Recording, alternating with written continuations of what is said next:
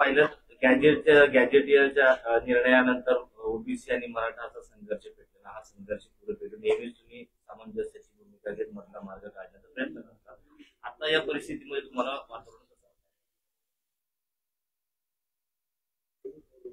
ज्यावेळेस सरकारचा निर्णय झाला त्यावेळी म्हणालो होतो की कायद्याला धरून, संविधानाला धरून शासनाने निर्णय काही घेतलेला नाही.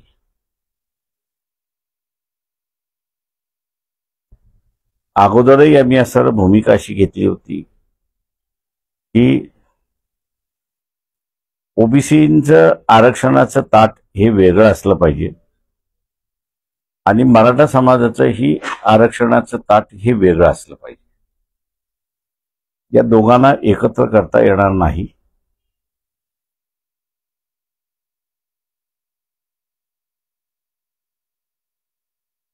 आणि तो आता माझ्या अंदाजानं याच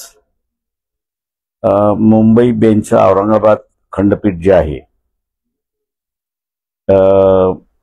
त्याचे असणारे जस्टिस लॉर्डशिप मार्ला पार्ले आणि लॉर्डशिप बगा या दोघांचं असणारं जजमेंट आहे, डिव्हिजन बेंचचं जजमेंट आहे. त्या डिव्हिजन बेंचच्या जजमेंटमध्ये हाच इश्यू होता की सर्व मराठा समाजाला ओबीसी म्हणून संबोधता येतं का. तेव्हा निर्णय असा देण्यात आला की सर्व मराठा समाजाला ओबीसी म्हणून संबोधता येत नाही. या निर्णयावरती अपील सुप्रीम कोर्टामध्ये करण्यात आलं आणि सुप्रीम कोर्टाने या निर्णयामध्ये तसूभरही बदल केला नाही आणि सर्व मराठ्यांना ओबीसी मानता येणार नाही हा जो निर्णय होता हायकोर्टाचा त्याला त्यांनी असणारा शिक्कामोर्तब केला, अशी असणारी परिस्थिती आहे.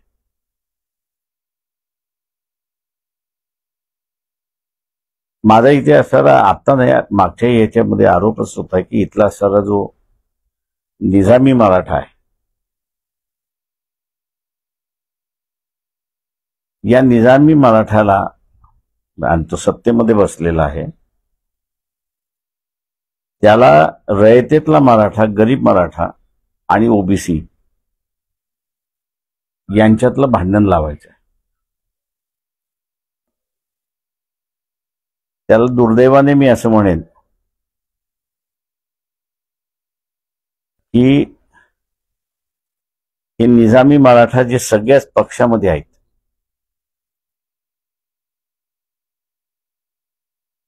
त्यांनी जे मागच्या काही दिवसापूर्वी आंदोलन झालं त्याला पूर्णपणे पाठिंबा देण्यात आला. हे निजामी आमदार आहेत, निजामी खासदार आहेत, त्यांना पक्ष ते विसरतात. आता आपल्याला संधी मिळालेली आहे ओबीसी आणि मराठा समाज याच्यात भांडणं लावण्याची, ती संधी काही ते सोडत नाहीत. आणि दुर्दैवाने आता आपण बघितलं असेल की ओबीसी समाज सुद्धा रस्त्यावरती उतरलेला आहे आणि शासनाने घेतलेली ही जी भूमिका आहे की सर्वच मराठा ओबीसी सर्वच मराठा कुणबी आहेत अशी जी भूमिका घेतली आहे त्याला पूर्णपणे विरोध करतोय आणि आमच्या 27% आम्ही मतदान द्या, आम्ही आमच्यातला वाटा देणार नाही अशी भूमिका त्यांनी घेतलेली आहे. इथे मी असं म्हणेन की भारतीय जनता पक्षाने एका दगडामध्ये अनेक पक्षी मारले आणि स्वतःच्या पक्षाची असणारी जी भूमिका आहे की आरक्षण असूच नाही याच्याबद्दल गोंधळ घालायला सुरुवात केलेला आहे.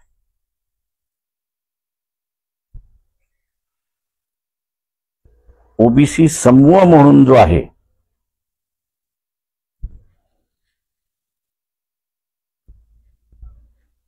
यांनी आता लक्षात घेतलं पाहिजे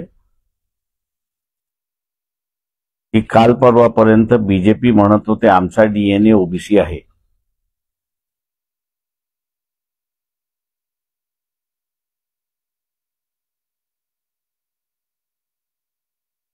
मुळात शत्रू नंबर 1 ओबीसीचं कोण, तर भारतीय जनता पक्ष आणि इतर सर्व वंचित सोडून इतर सर्वच राजकीय पक्ष अशी असणारी परिस्थिती. ओबीसीना आता राजकीय सोबती कोणीच राहिलेला नाही. अशा कालावधीमध्ये स्वतःचा अधिकार आणि आम्ही जे म्हणतोय की बड्या कष्टाने आमच्यासारख्या यांनी विश्वनाथ प्रताप सिंग यांना 1990 पंतप्रधान केलं आणि मंडल कमिशन लागू केला. ते वाचवणं आता ओबीसींच्या हातामध्ये आहे. तेव्हा राजकीय जागृती करणं हा सगळ्यात ओबीसीचा मोठा प्रश्न आहे असं मी त्या ठिकाणी मानतो. आणि स्वतःचं राजकीय अस्तित्व त्यांनी प्रस्थापित केलं पाहिजे. आणि राजकीय अस्तित्व प्रस्थापित करायचं असेल तर 2-4 ओबीसीचे जिल्हा परिषदेमध्ये, नगरपालिकेमध्ये, महानगरपालिकेमध्ये निवडून येण्यापेक्षा पूर्णपणे बॉडी ही ओबीसीची कशी असेल या दृष्टिकोनातून त्यांनी आता वर्कआउट केलं तरच ओबीसीचे अधिकार राहतील. नाही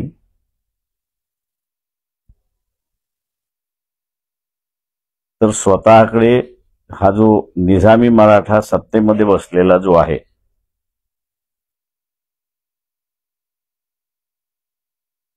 तो 27%च्या 27% हे ओबीसींकडून काढून मराठ्यातले जे कुणबी झालेत त्यांना दिल्याशिवाय राहणार नाहीत.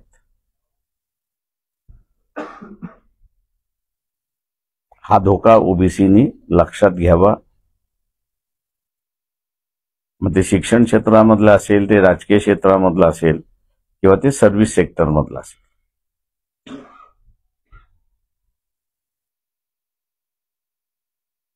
मनोज जरांगे पाटील असं म्हणतात की आमच्या या अध्यादेशाला जर चॅलेंज झालं तर आम्ही मंडल कमिशनला चॅलेंज करू आणि वरचे जे 2% देणार आहे मंडल कमिशनला चॅलेंज होऊ शकतो.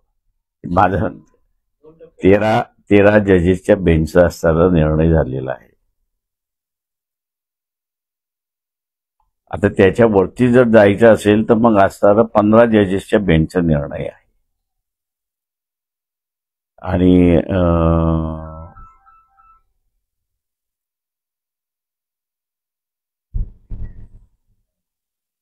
हे निर्णय येण्याच्या अगोदर पार्लमेंटने सुद्धा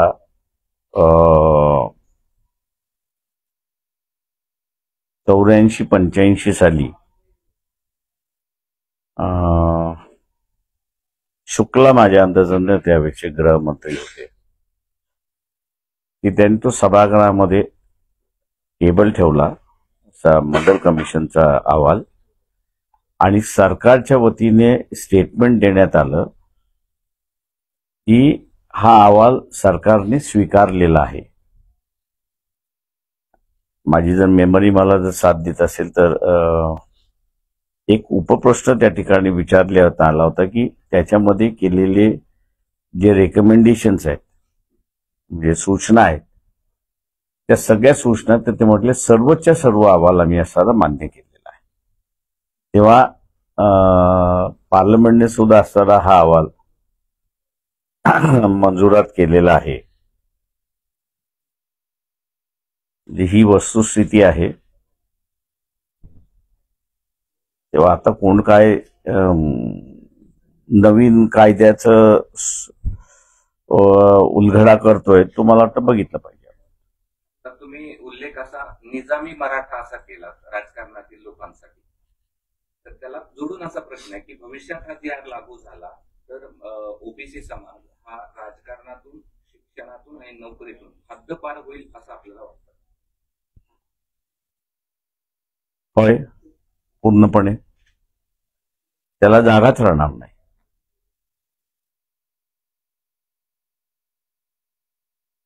निजामी मराठा कोण? तो राजकारणापुरता मर्यादित असे प्रश्न एक लक्षात घ्या की शिवाजी महाराजांचं असणारं राज्य, शिवाजी महाराजांचं राज्य हे आलुतेदार बलुतेदारांचं राज्य. याला विरोध करणारं कोण? ते याला विरोध करणारं असणारं औरंगजेब होते. याला विरोध करणारं कोण होतं? तर इथला असणारं निजाम होते. इथला विरोध करणारं कोण होतं? बिजापूर होते. तर यांच्याबरोबर कोण कोण हे राहिले? जे सगळे या त्या बदामी बरोबर होते त्यांच्याबरोबर जे राहिले आणि शिवाजी महाराजांच्या राज्याला असणारा विरोध केला, ते सगळे इथले निजामी राज्य, निजामी आहेत. निजामी औरंगजेबी काही म्हणा तुम्ही. आता नेत्यापुरतं मर्यादित ठेवताय की आणखी या प्रश्नावर जे आंदोलन करतात त्यांच्याकडे पण? प्रश्न असा आहे की शिवाजी महाराजांना ज्यांनी विरोध केला ते सगळे निजामी आमच्या दृष्टिकोनातून. कोणी, आम्हाला माहित नाही कोण आहे त्याच्यामध्ये. इतिहास बाहेर पडला की लक्षात येतं की हे शिवाजी महाराजांबरोबर होते की नव्हते. याच वक्तव्याला जोडून काल काही ओबीसी नेत्यांनी असं म्हटलं की मुंबईत ज्या लोकांनी आंदोलन केलं ते सगळी निजामी अवलाद आहे. त्यांचं अनालिसिस आहे, माझं नाही.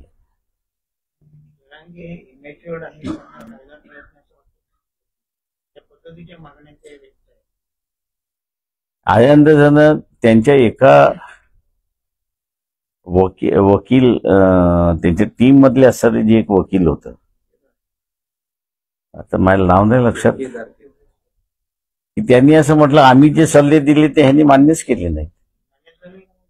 माहित नाही बा आपल्याला, सॉरी. तर गेल्या विधानसभा निवडणुकीत ओबीसी विरुद्ध मराठा असा संघर्ष पाहायला मिळाला, त्याचे परिणाम निवडणुकीत देखील पाहायला मिळाले. आता स्थानिक स्वराज्य निवडणुकीच्या आधी पुन्हा असा वाद संघर्ष पाहायला मिळतो. तर या संघर्षामध्ये तुम्हाला फायदा आहे का, किंवा यामागचं कोणी विधान आहे? कोण तुम्हाला असं वाटतं की ज्यांना हे हवंय?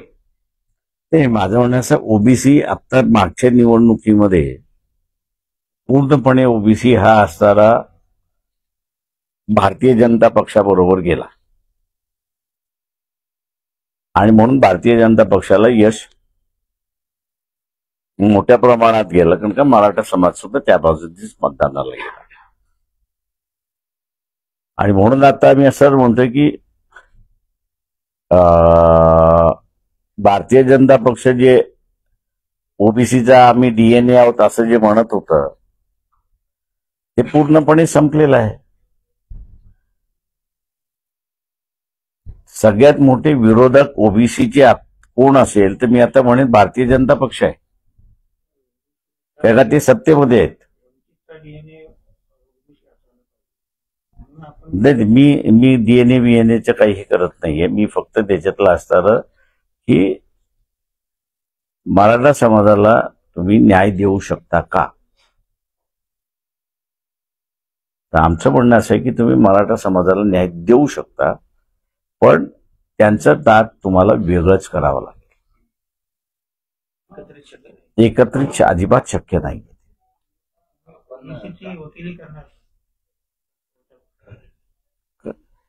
त्यांच्या बाजूनेच निकाल लागलाय सुप्रीम कोर्टापासून खालपर्यंत. आता त्यांनी त्याच्यामध्ये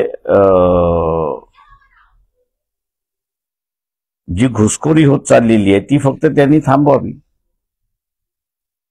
आपण कायद्याचे पण अभ्यासक आहात आणि आपण आरक्षणाचे पण जाणकार आहात. तर तुम्ही या जी आर कडे कसं पाहता, या नव्या जी आर कडे याचे फायदे आणि तोटे तुम्हाला म्हणजे काय मी दिसतात? तुम्हाला जसं सांगितलं की सुप्रीम कोर्टाची भूमिका मी तुम्हाला सांगितलं. त्याच्यातला 13 नंबरचा पॅराग्राफ आहे. मी जर 13 नंबरचा पॅराग्राफ आहे की त्या 13 नंबरच्या पॅराग्राफ मध्ये त्यांनी असं म्हटलेलं आहे की सर्वच मराठ्यांना कुणबी म्हणता येत नाही आणि कुणबी ही काही जात नाही आहे, तर व्यवसाय आहे त्याच्यामध्ये. आणि त्याच्यामुळे त्यांनी असं म्हटलं की सरसकट आपल्याला सगळ्यांना म्हणता येत नाही. आता जी आर मोठा की जजमेंट मोठं? 144 की 142 कायद्याच्या म्हणजे कॉन्स्टिट्यूशनच्या याच्याप्रमाणे ते it has become a law of the nation. म्हणजे सर्वच कोर्टांना तो कायदा मान्य करावा लागणार अशी असणारी परिस्थिती आहे. कारण का सुप्रीम कोर्टाने त्याला असताना त्यांच्या बाजूने जजमेंट दिलेलं आहे. त्याच्यामुळे जी आर हा ज्याला आपण म्हणतो की एक शासनाचा निर्णय, त्या शासनाच्या निर्णयाला कधी बदलू शकतो आणि काही होऊ शकतं. त्याच्यामुळे तसा त्याला कायद्याचा अधिकार नाही. कायद्याच्या चौकटीत टिकेल हा जी आर कायद्याच्या मला नाही वाटत. म्हणतात त्याप्रमाणे राज्य सरकारच्या हातात हे काही नाही, नसतानाही केलं जातंय. मुळात एक लक्षात घ्या की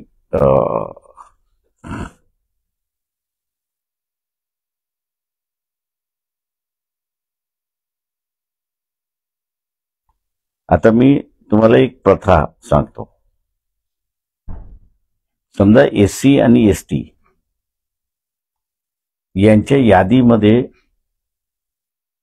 काही जणांचा समावेश करायचा असेल किंवा काही जणांचं वगळायचं असेल, दोन्ही बाजूने, तर ह्याची सुरुवात केंद्राकडून व्हावी लागते, समाज कल्याण खात्याकडून. आता समाज कल्याण खात्याकडून ज्यावेळेस ती होते त्यावेळेस ती समाज कल्याण खात्याला पत्र पाठवलं जातं राज्यांना की केंद्राचा निर्णय असा झालेला आहे की एससी एसटीच्या याद्या ज्या आहेत या तुम्हाला बदल काही सुचवायचा असेल, कोणाचं इन्क्लूड करायचं असेल, कोणाचं एक्सक्लूड करायचं असेल, तर ते तुम्ही असणार घ्या. आता हे पत्र आलं तर कॅबिनेटला निर्णय घेण्याचा अधिकार नाही. कॅबिनेट फक्त तिथे असणारा सुचवतो असं की हे आपल्याकडे असं झालं पाहिजे. हे झाल्यानंतर सेंट्रल गव्हर्नमेंट मानतं कधी की हे तुमच्या विधानसभेमध्ये असेल किंवा विधान परिषद असेल, त्या विधानसभा आणि विधान परिषदेच्या समितीमध्ये याचा निर्णय झाला आणि वगळायचा किंवा कोणाला तरी आतमध्ये टाकायचा हा निर्णय झाला असेल, विधानसभेने घेतलेला हा निर्णय केंद्राला कळवला जातो आणि केंद्राला कळवल्यानंतर केंद्राला अधिकार नाही की हा मान्य करायचा की न मान्य करायचा. त्याच्यामुळे विधानसभेने एकदा मान्य केला की तो मान्य करावा लागतो, अशी असणारी परिस्थिती आहे. त्याच्यामुळे सिस्टम जी निर्माण केली ती एकाला कोणाला असणारा बॉस केला नाही.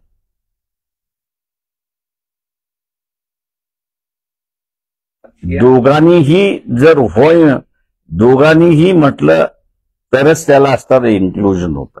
आता ही प्रथा ओबीसीच्या ह्याच्यामध्ये सुद्धा कोर्टाने मान्य केली की त्यांनी विधानसभा हे नाही म्हटलेलं आहे, पण त्यांनी असं म्हटलेलं आहे की इथं कमिशन, ओबीसीचं जे कमिशन आहे त्या ओबीसीच्या कमिशनने जर मान्यता दिली असेल तरच तुम्हाला असणारं इन्क्लूड करता येतं.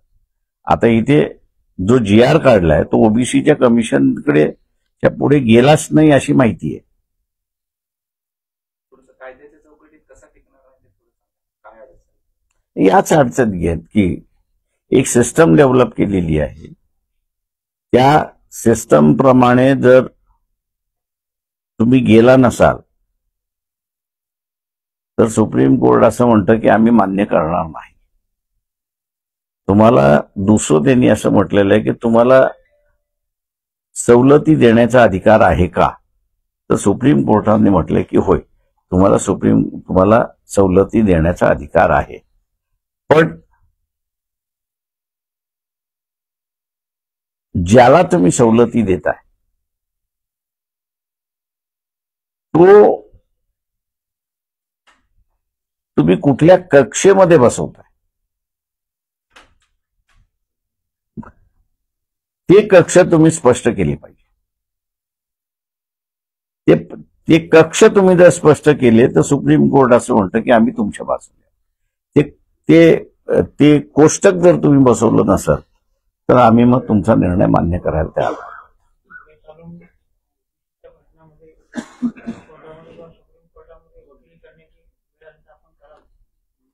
नाही, माझ्या अंदाजानं तेवढी पाळी येईल असं मला वाटतच नाहीये. अरे परभणीच्या याच्यामध्ये असताना मी हात घातला याचं कारण असं एक आहे की ठीक आहे, सोमनाथ सूर्यवंशमचा कार्यकर्ता होता, हा वेगळा भाग आहे. परंतु असे अनेक कार्यकर्ते कस्टोडियल डेथमध्ये मेलेत. दुर्दैवाने त्यांचं कुटुंब एवढं स्ट्रॉंग राहिलं नाही की जेवढं विजयाबाई स्ट्रॉंग राहिलं तेवढं. आणि त्याच्यामुळे पोलिसांच्या दबावाखाली ते सगळं मिटलं गेलं. म्हणजे एक इंडियन हिंदू मध्ये मध्यंतरी माहिती आली होती की मागच्या वर्षी 1430 कस्टोडियल डेथ झाले, त्याच्यापैकी फक्त 3 जणांनाच शेवटच्या याच्यापर्यंत जाता आलं. म्हणजे उरलेल्या अर्ध्या रस्त्यातच सगळे संपले मॅटर्स. त्याच्यामुळे पक्षाच्या वतीने आम्हाला असं एक हे दिसलं की जो लॅक्युना आहे कायद्यामधला, तो लॅक्युना आम्हाला सरळ भरून काढण्याची एक संधी परभणीच्या मॅटरमध्ये मिळाली. तेव्हा आम्ही पूर्णपणे हात घातला. तिला आता असताना पूर्णपणे म्हणजे यापुढे आता असताना कस्टोडियल डेथ हे विदाऊट हिअरिंग किंवा दबावान जाणार नाहीत अशी व्यवस्था आम्ही करतो. मी निजामाचा प्रश्न वारंवार यासाठी विचारतोय की थोडस क्लेरिफिकेशन यावं. प्रत्यक्षरित्या जे आंदोलनकर्ते आहेत त्यांच्याकडे तुमचा रोख आहे का? नाही, आम्ही असताना फक्त एवढंच म्हणालोय त्याच्यामध्ये की इथे जे सत्तेमध्ये आहेत महाराष्ट्राच्या, वसंतदादा आणि शंकरराव चव्हाण हे शेवटचे मी असताना मानतो की जे रयतेतल्या मराठा समाजाचे प्रतिनिधी होते, त्याच्यानंतर जे काही मराठा समाजातलं नेतृत्व आलेलं आहे, हे सगळं नेतृत्व जे आहे आणि त्यांची वृत्ती ही निजामी वृत्ती आहे, शिवाजी महाराजांची वृत्ती नाही. एवढाच फक्त त्याच्यातला मेसेज आम्ही देतो. दोन्ही राजे आता ज्याला लागू होईल त्याला लागू होईल, आम्हाला काय माहिती आता कोणाचं. तुम्ही म्हणतात हा जी आर कायद्याच्या चौकटीमध्ये टिकणार नाही. इकडे उडाल उधळला जातोय की आम्हाला मराठा आरक्षण मिळालं म्हणून, आणि दुसरीकडे ओबीसी भयभीत आहे. मग हा विरोधाभास कसा? विरोध कसला? विरोधाभास म्हणजे कसला? टिकणारच नाही जी आर काढलाय.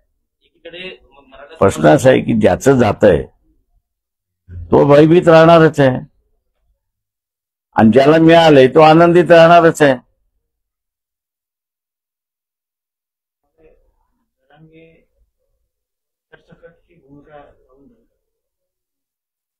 सल्लागारांचे त्यांनी न ऐकता तिनंही तडजोड करून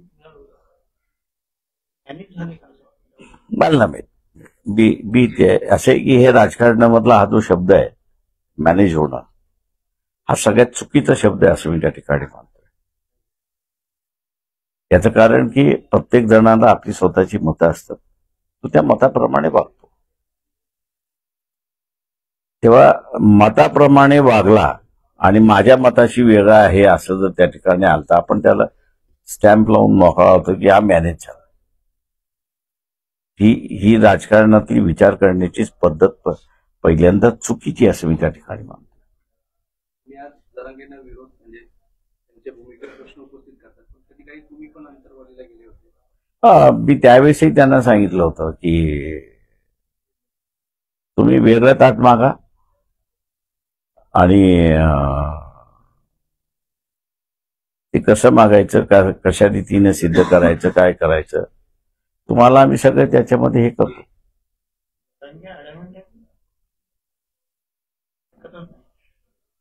ते आता असे संघटना नाही, संघटनेने दिलेला सल्ला हा त्यांना मानावा लागेल. हा नाही, काही सल्लागार आहेत माहिती आहे. राजकीय सल्लागार ते मला माहित नाही. पण राजकीय सल्लागार थँक्यू. चला, नाही सर, एक शेवटचा प्रश्न Thank आहे. you. त्यांनी 17 तारखेचं अल्टिमेटम दिलंय, जे सर्व काही सरकारने सांगितलंय, ज्यांची नोंदी नाहीये त्यांनाही प्रमाणपत्र देण्यात यावं किंवा तालुक्यात एक तरी द्यावं, अन्यथा मी पुन्हा आंदोलनाची भूमिका स्पष्ट करणार. शासनाने ते बघून घेतील. पण 8 दिवसात भूमिका बदलली. दूध आणि भाजीपाला मुंबईला बंद करून मुंबईचं दूध आणि भाजीपाला मुंबईचा डेली नीड्स ते बंद करू. 8 दिवसात चांगलं आहे. त्यांच्या मालकीची मुंबई कोणाचीच नाही, मुंबई स्वतःचीच आहे. मुंबई ही महाराष्ट्राची आहे, याच्याबद्दल दुमत नाही, पण मुंबई ही स्वतःचीच आहे. त्याच्यामुळे असं मुख्यमंत्री आणि प्राईम मिनिस्टर इथं खेळत नाही मुंबईशी, ती तऱ्हेने विचार करू नये. ते त्यांचा मार्ग ते काढतात.